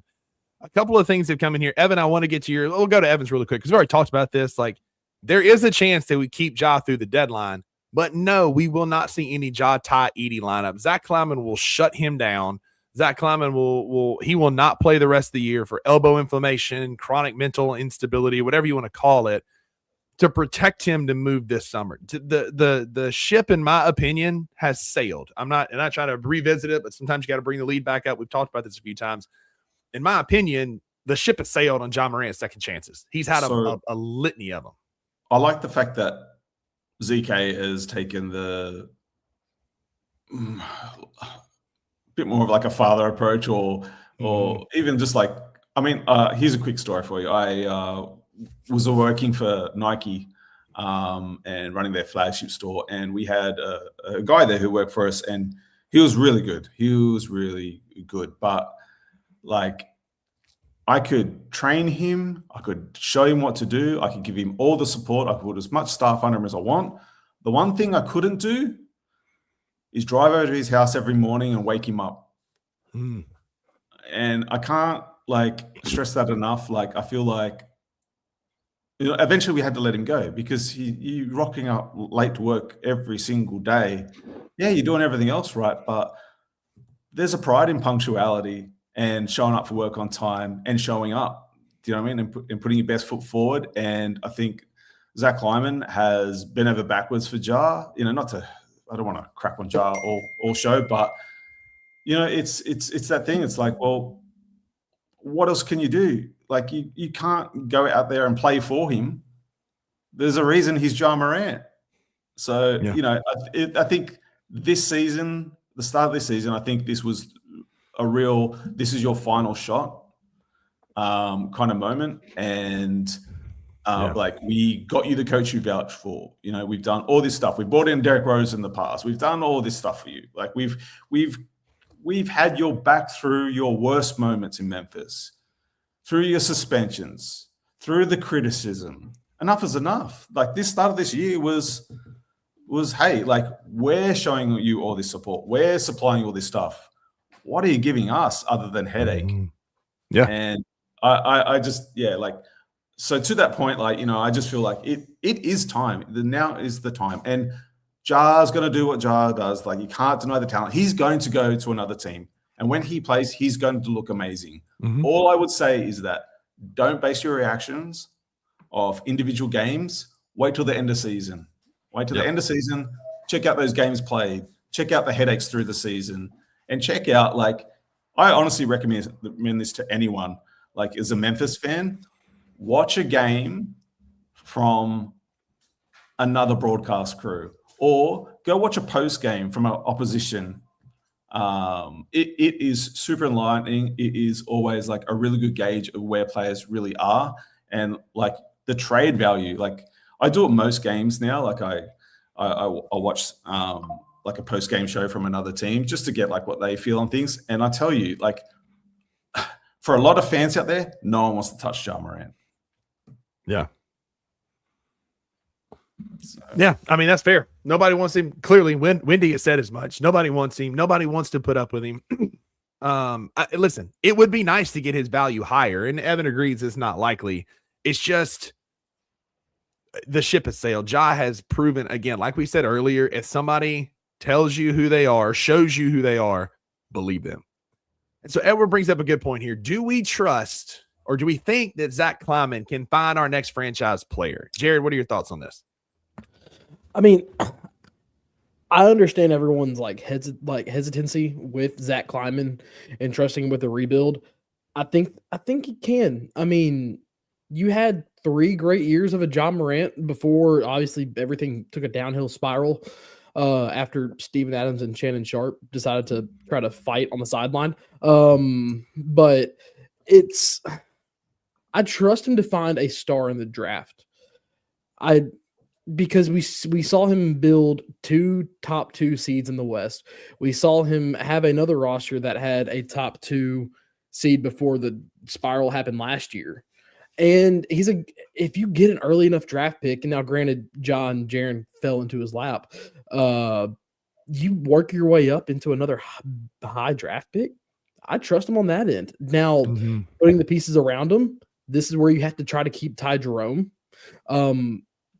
I trust him to find the guy. My biggest trust issue with it is keeping the outer edge guys with said star player to make the team take that next step. And you can win with a good team. Do you know what I mean? Like, it's up to ZK to, like, we might not get that guy, you know, we might get the person that we identify as that guy in this year's draft. You know, it might be down the road. It's up to ZK to identify when he does see that guy. But look at the Pistons, man. They won a title. With Ben Wallace. Dude, like, they were amazing. Like, yeah. I mean, the Pacers last year, like, Hallie is not a true blue superstar. He's Mr. Clutch. Like, but they were just a really good team. Give me a team of guys who are bought into a system, who want to compete, want to be there, who are productive. And I tell you what, like, it'll ease a lot of this pain we're having right now, because I think mentality-wise, we are scared to lose a superstar, which is what Ja Morant is by all rights. He is a superstar in this league. He does command attention. He does command money coming in, you know, for franchises. But, man, give me a team. I mean, we talk about, like, who are we? We're the Memphis Grizzlies. We're grit and grind. We were that team. We didn't have a superstar. We had Zebo, we had Gasol, we had TA, and Mike Conley. And they did pretty damn well. Yeah. But you look at Indiana. Oh, sorry, go ahead, Jared. And you look at how that team was structured. You traded for a guy who you didn't know was going to be good in Marc Gasol. Mm-hmm. You brought in a guy who you were expecting to be a solid defensive role player in Tony Allen. You brought in a retribution project in Zach Randolph, and it worked out. None of those guys were expected to be hits in bringing them in. And guess what? They dug their heels into the dirt and worked. Yeah. That's what makes this team, that's what makes this franchise so good. And if Kleiman can hit on those guys who are towards the end of their career, come in, they're trying to like rebuild themselves, and role players that are gonna erupt a la Ty Jerome, then you can start truly looking at this team's future in the full capacity, in my opinion. Yeah, agreed. And like, give me a team like Indiana last year. That's a ton of fun to root for. I've rooted for the superstar, like the one guy, and it's gotten me nowhere. But a team full of like the Matherins and the Nimhards and the Neesmiths and the Siakams and the Halleys and the TJ McConnells and Ben Shepherds that know their role, like those are dudes that I can root for and get behind, because that's that team mentality. You hate to say it, but Oklahoma City is the same way. Yes, SGA is an elite superstar, but the J-Dubs and the Chets and the Hartensteins and Carusos play together so well. And so I don't think we necessarily have to go get a superstar. I think this offense, I think this team has enough talent. I'll give T.I. a little credit. I think his system can work without a superstar. It's just going to take a lot of role players who understand their value, understand their place, and understand their role. Let's let the cream rise to the top. That's all I say. Like we have a really good coffee. Do you know what I mean? Let the cream rise to the top. Let's see. I mean, we talk about Jared not having that takeover, like bone in his body. I want to see. I want to be shown. I want the players to show us that guy is there. Hey, I'm here. Go earn it. Account for me now. I mean, maybe that's coward in a couple of years. Maybe it's not, but that's okay. Yeah. Coward. I mean, I'm just so impressed with Said, because sorry, I'm gonna shift gears a little bit. Like, just jump to that game yesterday. He didn't have a great scoring game, but he was still so involved in that game. And I'm sure he was frustrated, but he was on the rebounds. He was on the assists last night. And I think that's the thing I get most positive out of Said. Now, I would like us to add more Said-type players to this roster moving forward. And, as Jared talked to on the post-game show yesterday, there is a lot coming up in this year's draft. And that's something to get excited about. Like, it's time to turn the page, and, that last team was what it was. It's the what if team, really. It is, but there's a lot to get excited about moving forward. Yeah, agreed. And we've got enough in Cedric and Edie and Gigi and what we're seeing from those guys that you can kind of build around them with some guys that may flourish and turn into a superstar. I think there are guys, Keith Fisher here is talking about Taylor Hendricks, Walter Clayton Jr. Like, there's some unproven guys who have a history of being good. I mean, Walter Clayton Jr. was amazing in college. Taylor Hendricks was pretty good. He had a broken leg last year and missed some development last year.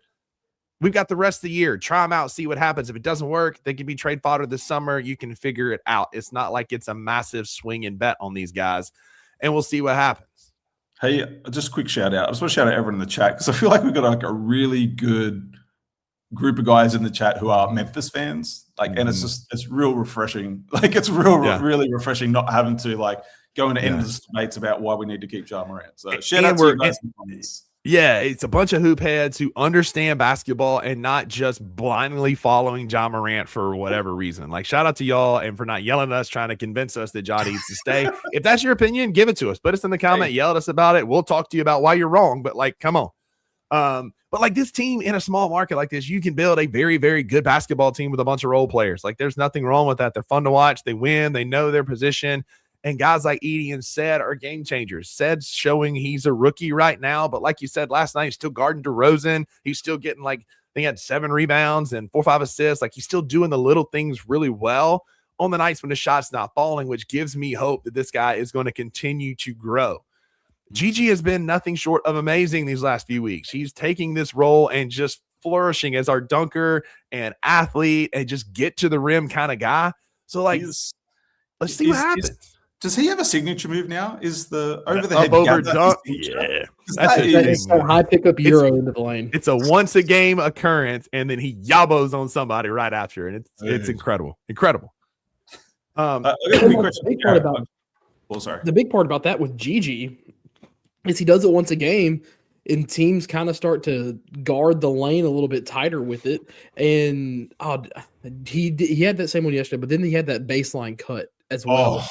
And he had that dump off, and going back to tying this in with Cedric Coward as well. There was a good business decision made on that drive to going back to and tying this in with Cedric Coward. Cedric, yes, not having the best offensive game last night. Mm-hmm. Ran the floor really well, assist rebounded very well. Also, like I said, when I say filling the lanes very well, the fast break with him and Gigi dumped it off right to him and said had it easy to the bucket, and it was just the right time that he made that play. Every time my phone buzzes, I keep thinking it's Sean. Yeah, same. I'm getting a notification about Scotty Scheffler, and I'm like, I don't. Yeah, care. I just got that same one. Even though we haven't heard from him, Shams in an hour. Yeah, my Shams will never be Woj, man. Never be Woj. Never. My wife just come down from upstairs. She got to go to the gym. She took one look at me and just went. That's when you know you're a real hoophead. When your wife just submits to like the crazy hoop fandom. And you get to this whole thing, like, with all the jaw talk right now, is Kleiman can make a mistake right now is by prematurely trading Jaren, and which he kind of if you move off one, you're moving off both. And right now you're staring down the barrel of holding on to one for a little bit longer than you wanted to. So, and not the one who's to blame for where we are. Jaren played. Was he perfect? No. But Ja is the one to blame. And you hanging on to him. And then that's what I was saying earlier. Like if we had hung on to Jaren and let him have a kind of a victory tour, farewell tour the last of the year, as Chugs and Bugs said, we could have sorted it all out in the summer because we were clearly going to tank, and this wasn't the team to be like that was going to get to a championship contender. Clearly that was not going to happen. And I've been saying this, I'm blue in the face, that it's like nobody listens to me. I mean, not saying y'all, but like nobody in the general sense. Player values are higher in the summer. Player values are exceptionally higher. People are looking for deals at the trade deadline, trying to get a guy on the cheap. We should have hung on to both of them. And if Jaren got this now, you mean to tell me that if Detroit had heard about this kind of offer that they wouldn't have gone after Jaren this summer? I don't believe you. The Knicks, I like a team like that could have sent us something of value. But instead, like, we get good picks that we can move on. We get a bunch of bum players I don't care about. But like, if Ja Morant is still on this team at 2:30 Central Time today, he will not be on the opening day roster in October. I would almost guarantee it. Yeah, look, I think all the warning signs were there for Ja. Like, he sent the messages. He traded Bane at the start of the season. Do you know what I mean? And I think, like, moving on Jaren also sets it in stone for Ja Morant sitting on the bench. Yeah. And I just feel like for the health of the core moving forward, like, you watched the game, Jared, yesterday. Like, oh, well, you both did. But, like, I just couldn't help but enjoy those guys. Like, they looked so happy and like they were enjoying hoop again. And like, they have every reason to not be. And coach touched on it after the game, like, it's been such an up and down week emotionally for those guys. So to turn up and just ball and get the win, I think was like fantastic for us. Like, we really needed that. I just think that he is a weight in the room, because you turn around, you're celebrating with your teammates, you turn around and Ja's sitting there. And like, Ja was, congratulating, high-fiving the guys, but just, it's like, it's time to get off this. And like, I agree, Rusty. Like I said it yesterday on the show, like, I just thought we would have gotten, I wasn't so mad with the transaction, only in the fact that I just would have liked a more surefire thing as far as young talent to put together with, the guys that we've all discussed that we were happy to move forward with Edie and said. And I'll go to the point as well as, like, I said it last night, I think where the Grizzlies are right now with the assets they have, simply, I'm okay with where we are right now, simply because, like, not like saying keeping Ja, like, we can trade Ja for peanuts right now, and I still love where we are to head into the draft and with the salary cap that we have going forward right now. Because, like I said, we're $40 million under the first apron, have $30 million below the luxury tax, and so we can trade Ja for a second and a couple salary dumps, and I'm still happy with where we are simply because of the stockpile. And as Rusty said yesterday, I believe the war chest that we have to work with right now, even before even trading Ja. There's not a single player outside of the top 4. There's not a single draft pick we couldn't go after in this summer with 12 first-round picks over the next 7 years, and most of them obviously not even like ours at all. Like we've got so many from Utah and Charlotte and or in Milwaukee and Cleveland and all these things we brought in, right? Like all these pick swaps that we've got sitting out there.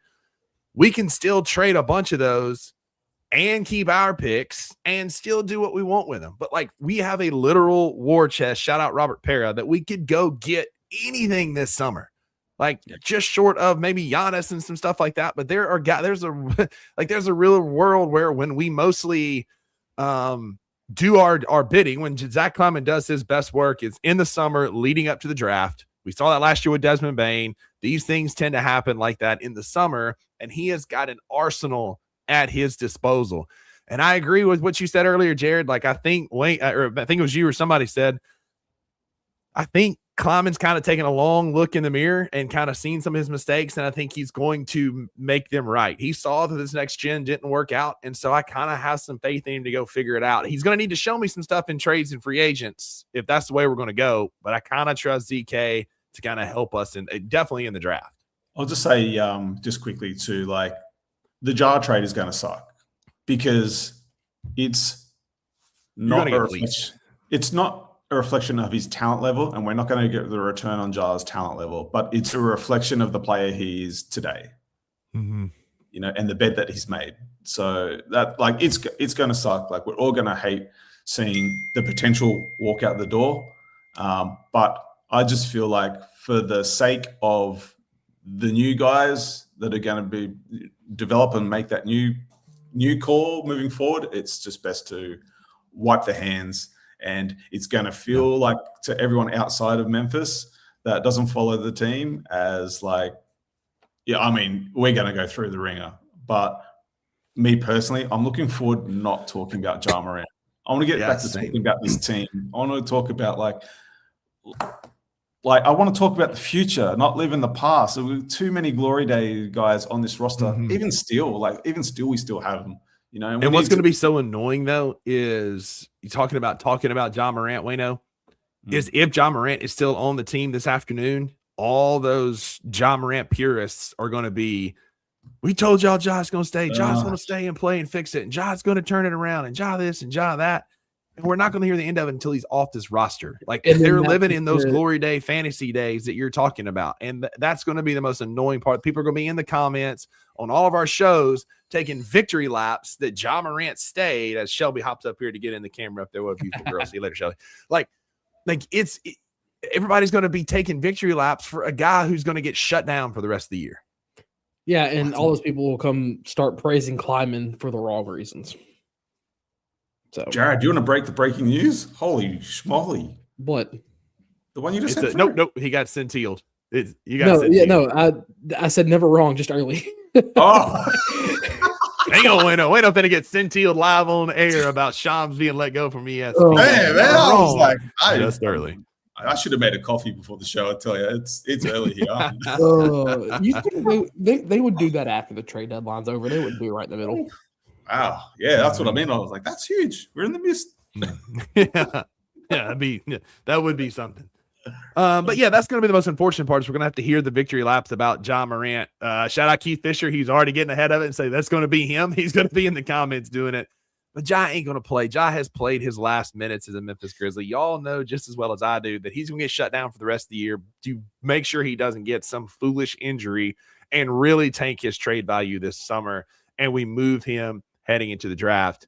It's just, I said this at the beginning of the show, and I'll repeat it. Bears repeating here an hour and a half in. If y'all are still here, give us a thumbs up. Appreciate y'all being here, hanging with a thumbs up in the on YouTube. Helps us in the algorithm, gets our content out there. We appreciate it. Give us a thumbs up, whether you agree with us or not. We appreciate it, and thank y'all for being here. But like the further out we get from this Jaren trade, without trading Ja, the madder I get about it. Not because I was a Jaren fan, wanted to keep him. It was the right call to trade Jaren and start over. We're tired of the lovable losers, as we said earlier. And that's coming from probably the biggest Jaren fan and stan on this network. But the fact that we traded him so early when we could have gotten something better this summer, just without trading Ja Morant, like it just annoys me because Ja is the reason that we are in this situation. Not Jaren. It's Ja. Like, Jaren had his flaws, but Ja's antics are why we're here. If Ja Morant just plays basketball, like I said earlier, we're having a different trade deadline, a completely different trade deadline. I don't Ja even Morant know refuses to play. I don't even know that's entirely true. What's I mean, that? Ja being back. I mean, I think it's a bit more than that. I think it's not having the buy-in that hurt us the most, because Ja's had big games when he's back. I mean, look at the Philly game. We still lost that one. It's the checking out. It's the sulking. It's the how many times we watch the game and within 5 minutes we know we always watch the first 5 minutes trying to figure out which Ja Morant we're going to get tonight. Are we getting 40-point Ja, or we're getting stand in the corner and pouting Ja? And also, like, it's I don't know if you guys know this, but it's the not being able to lock in for 48 minutes on the court. Like, some games you'll get Ja for 3 minutes just going for the motion until he turns it up in the fourth, which is great and fine and dandy. But man, wouldn't you just rather put a team away? So it's time, man. Like, and here's the thing, Anthony, it's not that we if we could make Ja play, and he calls him Ja, but it's Ja. If we could make Ja play, we would have been making him play all along. The one person who's preventing Ja Morant from playing, Ja Morant.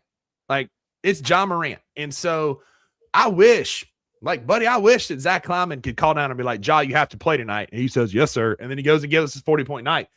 Ja Morant chooses not to play just as much as he's injured and can't play. Also, how much of this could have been prevented by him having an actual agent? Oh, yeah. And not himself.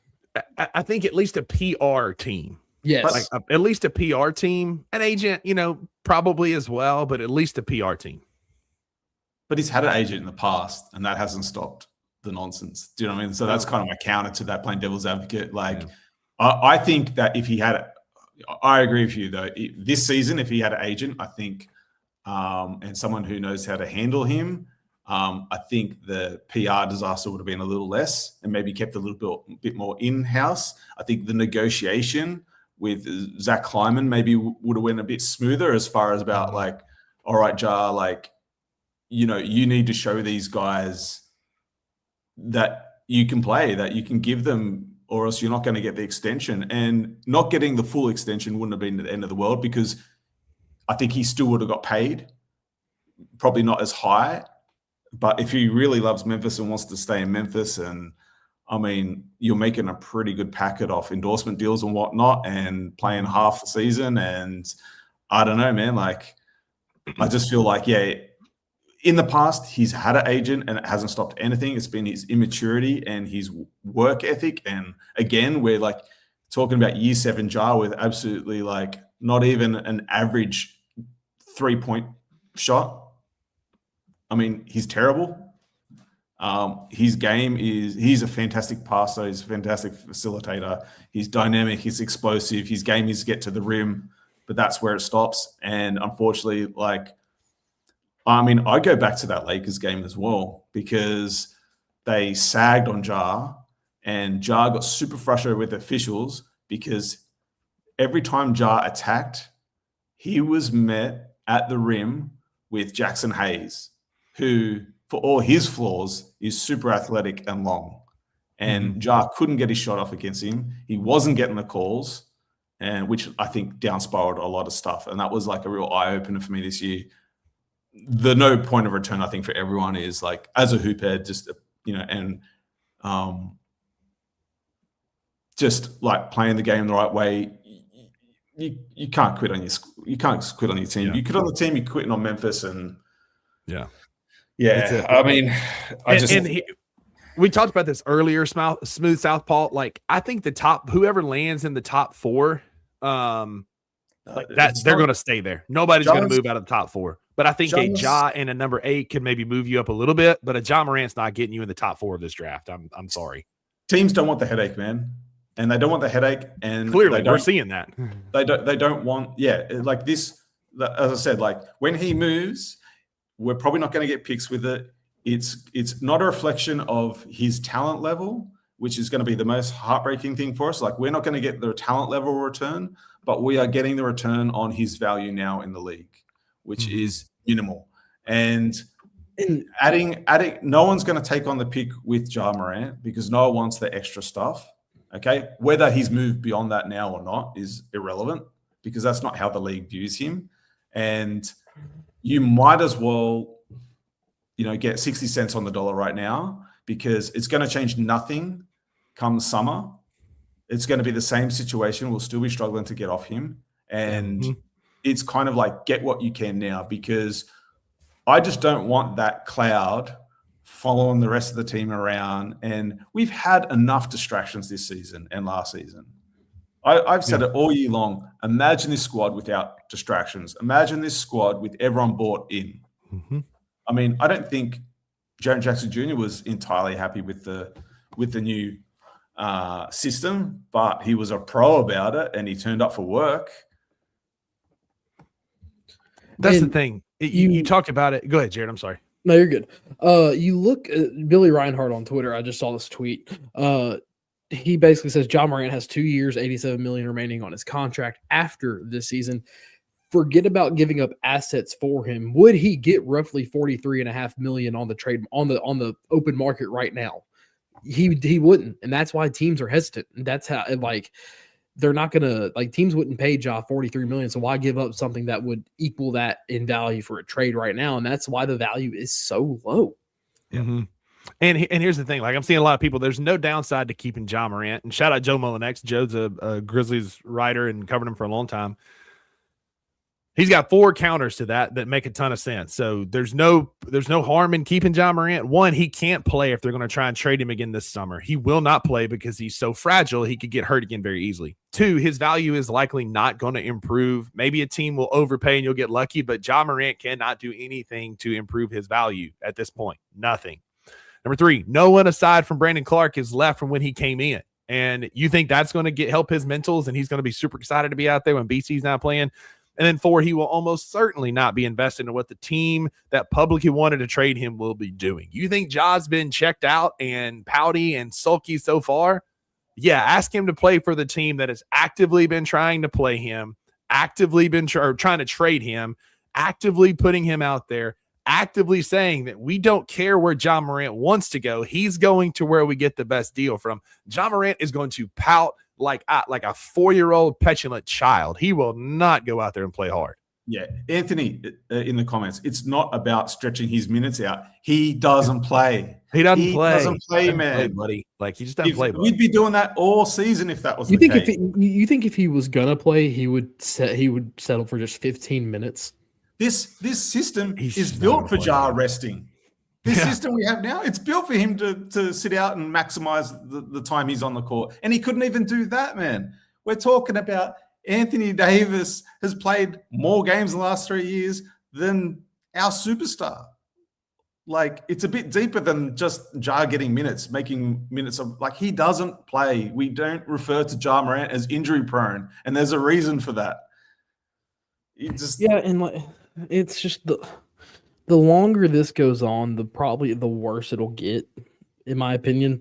Yeah. In terms of value, just because, yes, players' value goes up in the off season because players trying to get a deal, but teams aren't going to budge on what they want to get for Ja simply because they've seen it. They know what he can do when he decides to play and is healthy. Mm-hmm. But here's the thing, though: 79 games in 3 years isn't going to do that for you. So, that's it. We can't even take those 79 games and put them at the end of the season into the playoffs. Yeah. You know what I mean? He's yet to survive a single playoff series. One. He survived one, the Minnesota one. And then he immediately gets hurt against Golden State. So, he doesn't have any longevity. It's been 3 seasons, y'all. We're still having this. I'm like you, Wayne. I'm so tired of this. Just tired. It's been 3 seasons since he's played 7 consecutive games. 3 seasons. 7. Not even double digits. 7. consecutive games. And so I'm tired of we'll stretch his minutes. We'll try this. Well, it's not going to work. It's not going to work. How long is Ty Jerome going to be on a minutes restriction? Probably the rest of the year. We're going to see a platoon lineup, dudes running out 20-plus minutes all the time to try and keep guys fresh and healthy and get young legs. And I'll just say this. Yeah. Doesn't matter if he's producing the way he's producing. I mean, that's it. You can go get 20 and 21 minutes. Like, come on. Come on. And then Chugs and Bugs is a lot more optimistic than I am. He's 100% getting that reevaluated in 6 weeks. Grizz PR tweet a week from Saturday. Buddy, we're getting that tomorrow. We'll get that tomorrow. If he's on the roster today, tomorrow, that's going to hit your notifications. All right, I got a question for you both. And I have real blinders on with this guy. He's my favorite Grizzly player. And that's BC. Do you think he's career-wise, you think he's toast? I don't see any evidence to the contrary. Mm-hmm. I love the guy. BC is one of my all-time favorites. He's up there with Zebo, Jaren, J. Mike. He's up there with my all-time favorite Grizzlies. And I don't see any evidence to the contrary. He is a large reason in why we won that Minnesota series. 100%. 100%. Amazing. Like, he was the guy. The best memories in the last few years of Memphis. He is the ultimate, like, just go do it all, right? Glue guy, right? Like, remember last year before he got hurt, who was closing out against Ant on MLK Day to win that game? Brandon Clark. Who is it getting big rebounds at the end of the game to seal wins? Brandon Clark. Is he a great hooper? Started his first game back this year and immediately won against Minnesota, giving us our first win against a team above 500. Impact. He's a winner. He's a winner. You can say what you want. He's an undersized center. He does all this. Dude's a winner. He has a real nose for the ball. And I love guys like that. Like guys you don't have to run plays for. Like they're just going to find a way.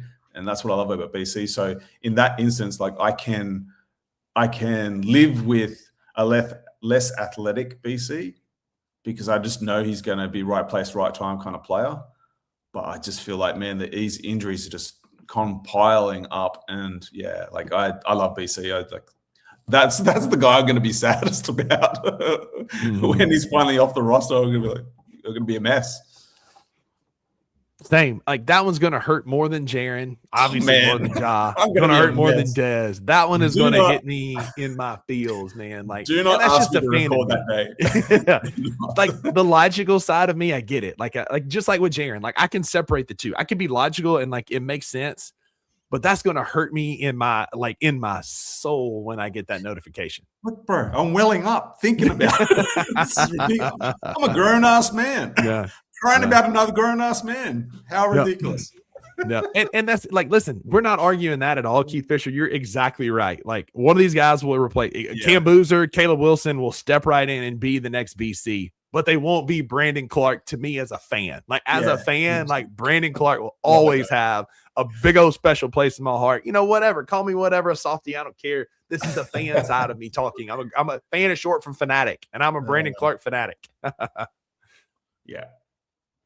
And so, guys, as we're getting close to wrapping this thing up, we've got about 12 minutes left before Sane goes live. Like, I think we can fairly say, barring some like last minute miracle, ZK stood on business and said, we're not trading Ja Morant without at least one first round pick coming back in. I mean, I think like it looks like we're going to have to put up with the Ja Morant talk later for the rest of this year. And Chugs and Bugs is going to get his wish, and we're going to get that reevaluated in 6 weeks tweet by this Saturday, not next. Yeah, you'll probably see it at 6 o'clock tonight. That still happens. Yeah, I mean 100%.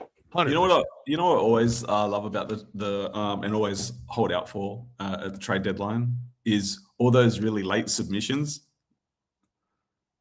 all those ones that they submit like right on the buzzer. dude. Like, and Sorry, that's Shelby like, had like one of these little yaks, and they're so loud when she chews on it. These like little cheese things, and I'm like, she's gonna be chomping in the background, and that's why I like. I know it's I was, weird for me. You're the only one who can hear, I bro. was, I was standing on business and jumping up and getting that.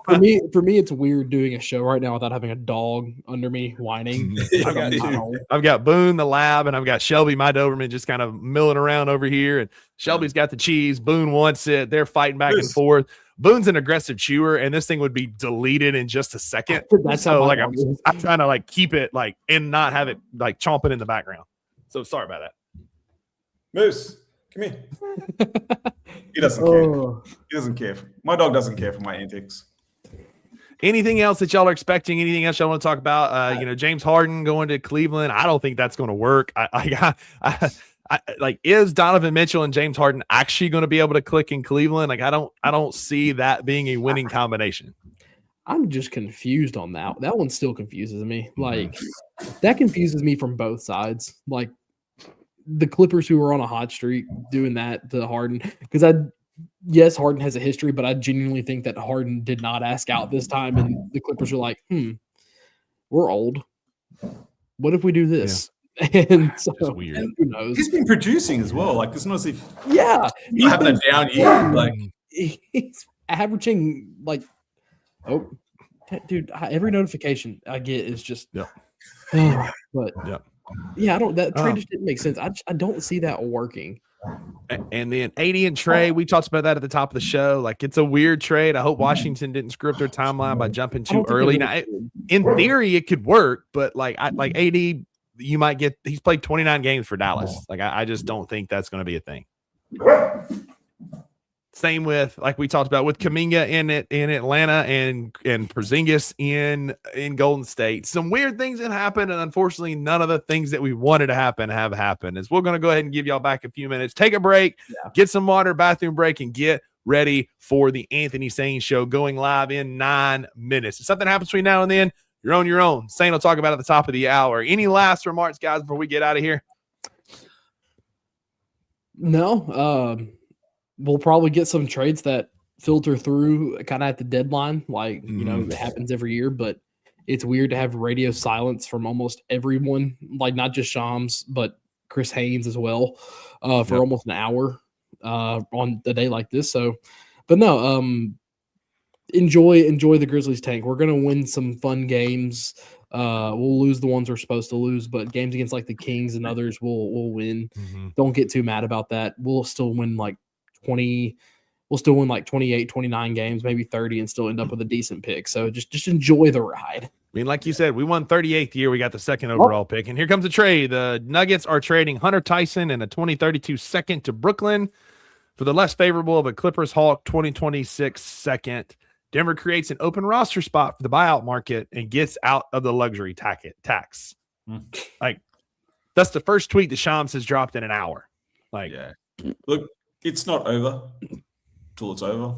Do you know what I mean? So it's like, like if there's the Jar could still get moved between now and then. I think they'll move him. I don't think he stays past the trade deadline. So there's no time like for this. Like, there's no like exact moment that they announce that this is what it is until it expires. And just, just thanks again to everyone in the chat today. You guys were fantastic, and to be sticking with us nearly 2 hours, like, you guys are awesome, man. Like, it was so refreshing to have like some grown-ups in the room, which is something we try all season. Yeah. It's nice to have them in the chat as well as we can actually talk about some hoops. But for Jared Davidson, Wayno across the pond, I am Rusty Whitten, aka Rusty Buckets. We are live here on Bluff City Media's YouTube channel at 11 a.m. Monday through Friday. Wayno, what time is it? 6 o'clock. 6 o'clock in the morning. Been up since 3. All I will say is right now, he may be getting traded. He still has some of the best shoes in the game. Go look at his. I mean, again, there's not doubting the global icon and shoe sensation he is. I will still rock the Josh shoes. I want to be a winner. I want to win basketball games. I want dudes who play. I'm not getting that. That's not what's getting past me here. I'm just like, as someone who's a sneakerhead, I will always rock the shoes because they're comfy to me. Yeah, Side I note, get it. I'd The love to same. meet a fan who bases their whole NBA fandom on shoe releases. Like that'd be hilarious. That would be hilarious. It would be hilarious.